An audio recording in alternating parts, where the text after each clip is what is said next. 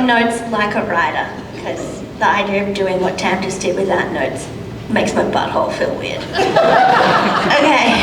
so I tell stories, I always have. I wrote my first novel when I was 6 by folding pieces of paper in half, and I'd even create my own ISBN numbers and barcodes and put them on the back so they were official.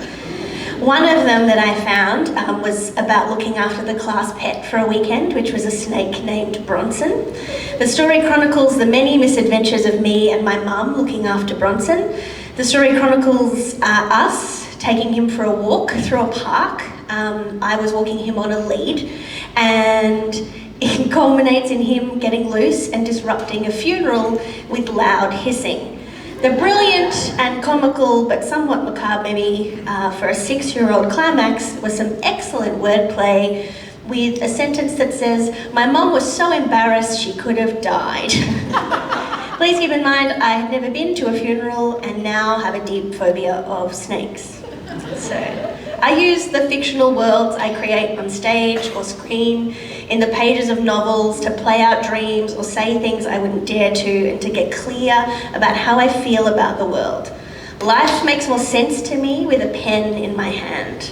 I was a quirky kid who grew up on the Gold Coast, who hated the beach, so high school was really fun for me.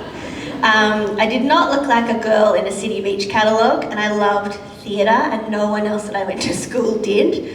I was opinionated and political, and I didn't mind telling jock boys that they were being misogynistic fuckheads, even if that meant that they would say dumb things about me. I perpetually felt like no one really got me, so as I said, high school was really fun for me. In grade 10, my life briefly looked like an American teen movie for a couple of weeks, because we found out that a group of really popular girls had a secret nickname for me and my group of friends. We liked old music, we hung out with a group of guys who went to a different school who were in a band, and so we'd spend a lot of time in a mechanics factory listening to them play, where we fondly named that place that we would go to, The Factory. And we found out that this group of girls had been calling us the Dark Side. So we found out the secret nickname about a week before there was a fancy dress disco. So we decked out in full goth regalia, black leather, and as the doors of the auditorium bust open, there's a smoke machine, crap 90s techno playing, and my friends and I walk into the auditorium in perfect formation, like the scene in The Craft, and the girls who were dressed like sexy angels and sexy devils, I kid you not. Life is better than fiction sometimes. They came up to us and said, "What are you guys meant to be?" And we said in perfect choral voice, "We're the Dark Side bitches." Boom, credits roll, we were in high school, the greatest moment ever. So I grew up in a working class family with migrant parents who had zero interest or knowledge of the arts. So after many conversations about what would be best for me post-school, by this stage I loved drama, but I knew I didn't want to be an actor, but I genuinely did not know that there were any other options to lead an artistic or creative life. So we collectively decided that me becoming a drama teacher would be a good idea. I loved my drama teacher that I had, and as my parents told me, if you do teaching, you can travel the world. So that's what I did. When I got to uni though, I was affirmed, because for the first time ever, I felt like I had found my people. People who were just like me, who loved the things that I love. So drama at uni was a revelation. I became a drama teacher and I fucking loved it. I love working with young people, I still do. Teaching acting and making theatre at the conservatorium is part of my job, and it's one of my soapbox topics. It's about how we underestimate the young people and the potency of art in their lives. We creatives who have been brave enough to pursue this wild and at times nonsensical life that we lead forget the potency of being called an artist when you are young, of having an adult in your life see you like that and claim that title for you. That's actual magic to me. I'll never forget the impact of the few teachers who saw that in me, and when no one else did, and really validated that deep longing in my artist heart. So I taught for a few years, and one year I couldn't find a play that I wanted to do with my students because I worked in a religious school, and all the plays I loved were too queer or immoral or had too many fucks in them. So I just decided I would write one. Writing by then was this secret dream that I didn't tell anyone. And I thought, I love writing, I love theatre, this is for my students, what could go wrong? And that in itself was a revelation, because that play that I wrote for my students, I entered into a competition, I won an award, and it showed me this whole other artistic life was possible, and it got me into a program that I really wanted to study in London, which changed the whole trajectory of my life and my career. It's why I believe so wholeheartedly in the saying, you cannot be what you cannot see. And it's why I've spent so much of my career helping young people recognize their creativity and this artist life is possible for them when no one around them is doing it or doesn't think it is possible. I work a lot in Logan, and I see a lot of the kids that I work with who spend a lot of hours singing or dancing or doing their creative things, and I say, oh my God, you are a singer, you're amazing, and they will say things like, oh no, I just sing in the choir, or you're an incredible dancer, you could do this, and they'll say, no, I just do my cultural dance group every week, and I find that fascinating because no one's ever claimed their artistry for them or announced their artistry to them. I once heard Claire Bowditch describe herself as a multi-passionate, and that resonated with me so deeply. So now where I've landed to describe this career that I have is as a storyteller. I get to tell stories for a living, stories that I write in plays or novels or podcasts or blogs or long-winded Instagram posts. I work for theatre companies and community organisations making stories with teenagers or insecure adults, teaching them creative writing, and I think I have the best jobs, because let's be honest, we all have multiple jobs to survive in this industry, jobs in the world. When it comes to the notion of acceptance though, it took me a long time to land at the title of storyteller because I kept trying to box myself in. I was so attached to the label, I am a playwright or I am a teacher. And then I wanted to write a young adult novel, so I'll be a young adult author. But then I wanted to write a blog or make podcasts or video content. And then I decided I wanted to write contemporary adult romance with a lot of sex in them. And what I realized, what I've accepted, is what sits at the heart of my artistry is stories. Story is everything to me. I see it in everything. I'm fascinated by people and these complicated, messy, brilliant lives that we lead. I'm fascinated by the conversations we don't have and the stories we don't tell. When I wrote my first novel, I was living and working in regional Queensland when a young person in our community lost their battle with depression. And that's the language that their family used to describe it, and I had never heard suicide spoken about like that. And I watched as parts of my community navigated this time really beautifully, navigated the grief of these young people really beautifully, and other parts handle it really fucking messily. And I watched the young people in my sphere support each other and ask questions and articulate their feelings with very little or adequate input from the adults in their lives. And I realized that I desperately wanted to write something that talked about the adolescence and mental health in a way that I knew that my young people were dealing with it and that they would appreciate in a way that was honest and compelling and not petrified of them like I feel like most adults are. So Beautiful Mess ended up winning the text prize in 2016. That was never my intention. I set the date of that prize as the date to get the fucking draft done. And entered it into that competition, and much to my surprise, it won. It took me until I was 33 to action the dream I had when I was 6, when I wrote about Bronson the snake. To accept my fate as a writer, as an artist, and to put my work out there. After Beautiful Mess came out, I spent 3 years writing a book about a woman creating a sexual revolution in her life. The idea was seeded because Elizabeth Gilbert said something about paying attention to the conversations you have over and over again. And like a lot of white women in their mid-30s, I will do whatever Elizabeth Gilbert tells me to do. So the distillation of the most frequent conversation I was having with people in their mid to late 30s at the time came down to this statement. If I knew then what I know now. Specifically, these conversations centered on the way we viewed our bodies and the people we did or did not have sex with in our past. We'd speak with gentle care for the people we were and the way we let our insecurities shackle our joy.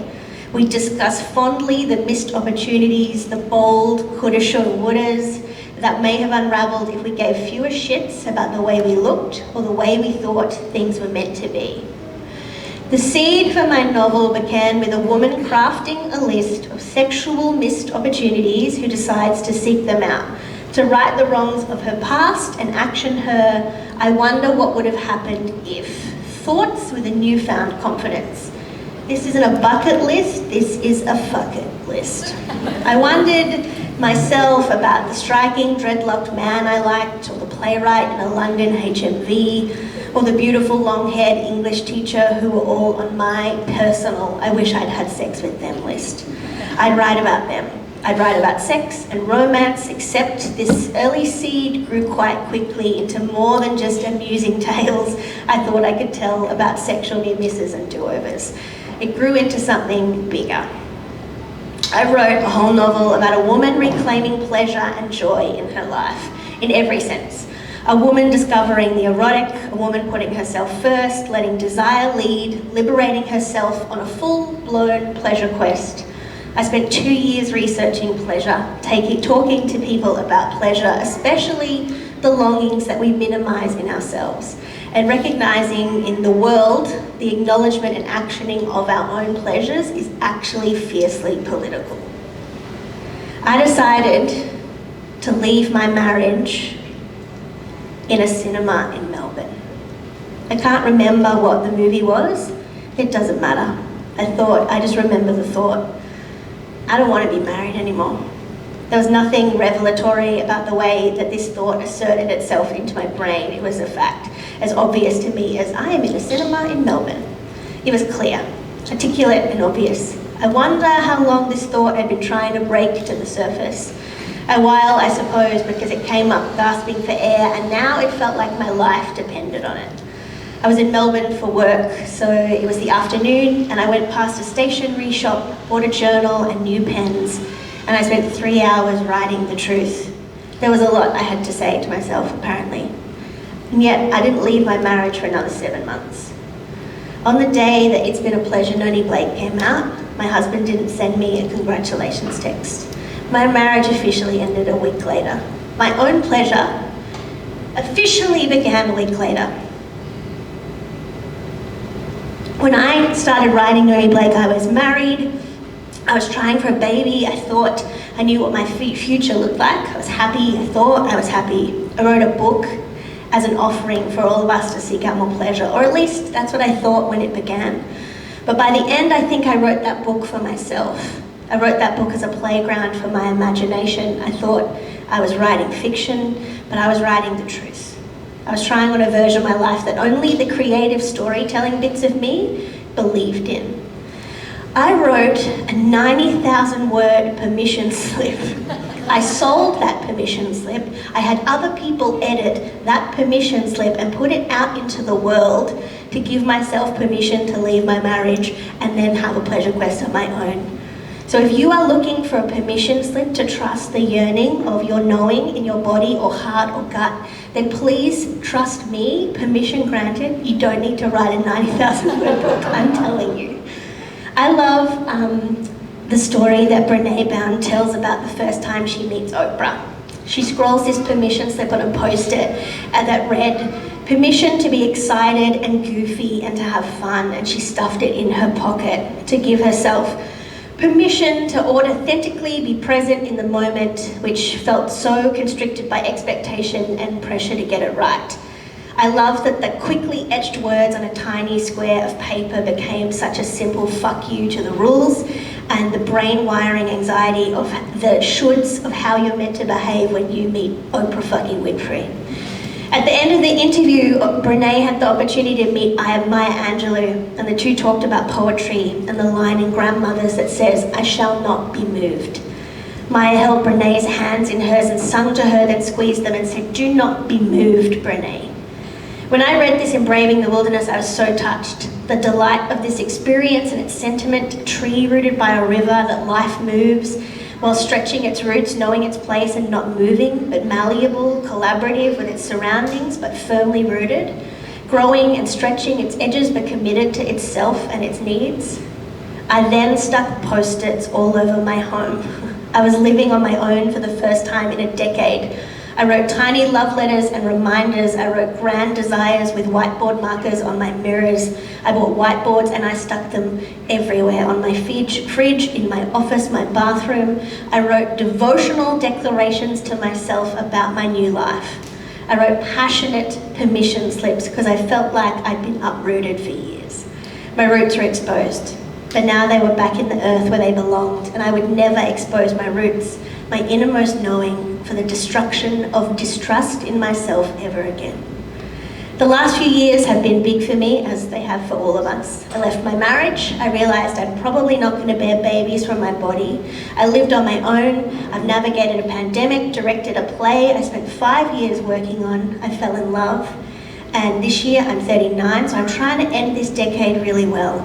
I've also just released another novel, which my publishers probably would have liked me to just talk about for this talk, but that's okay. I was also meant to organise getting them to sell here, but I didn't do that. So if you fancy it, buy a copy and then that'll make my publishers happy. I've spoken about all these things publicly and openly, and all the things I've been through in mostly grand revelations in stories or on Instagram.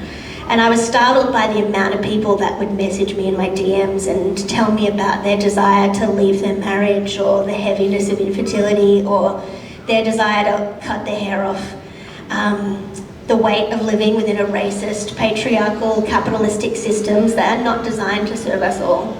And I now know that people aren't happy. They want to leave their marriages and quit their jobs and have more sex and boldly express themselves. They want more, but they know what they want. They know specifically what they want and what they need to do, but yet they don't.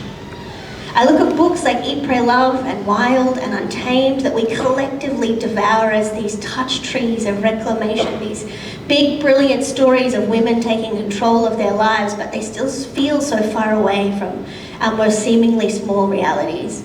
Which is why I wanted to just tell the truth today. It's why I want to tell the truth. It's why the voice inside my head is constantly saying now, write the truth, tell the truth.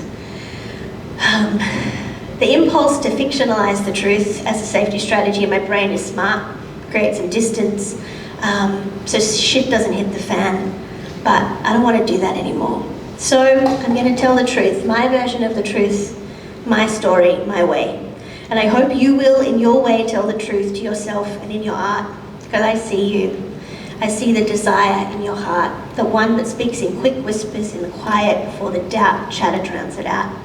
I see your longing, your smiling sweetly amidst the heaving crowd of to-do lists and people-pleasing and fear, patiently waiting to steal a precious moment with you, lingering side glances or fingers brushed lightly against skin, quickly but carefully scrawled notes that pass possibility through your person as your desire whispers, this is what I want.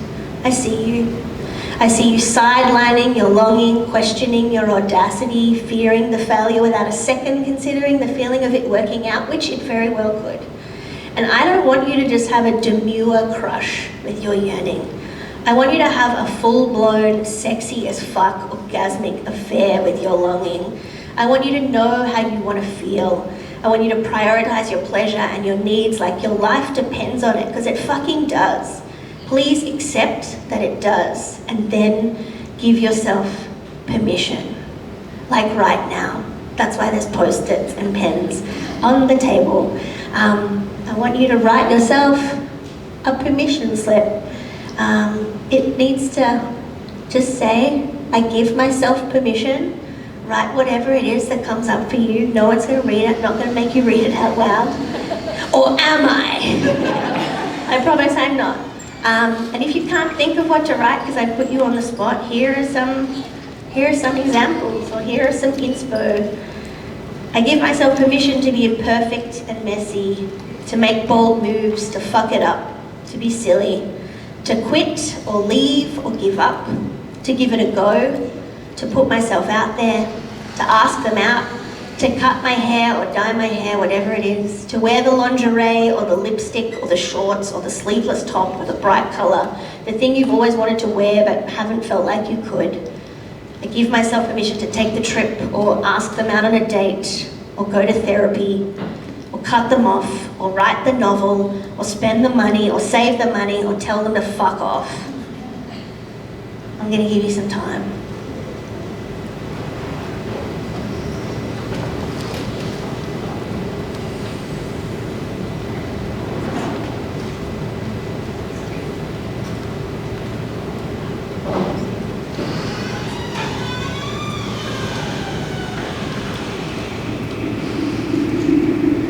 Oh, good. Some inspo music. I mean, I could have sung.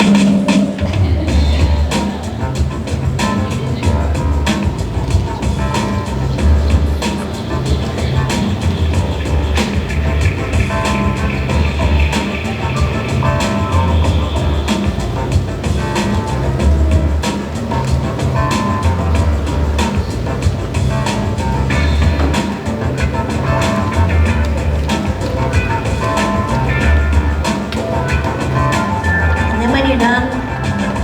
Put your permission slip in your pocket or in your wallet,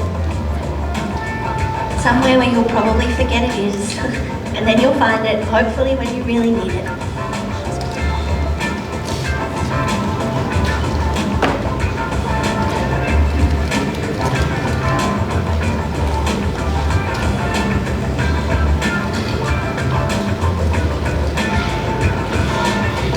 Yay!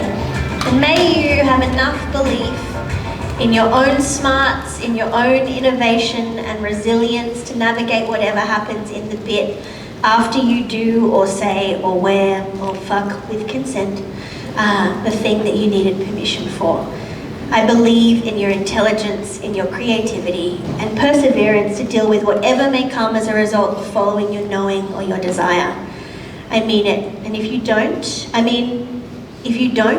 then nothing changes. And so my question, I think, for today is, will you be okay if nothing changes? So make the fucking change, dickheads. Thank you.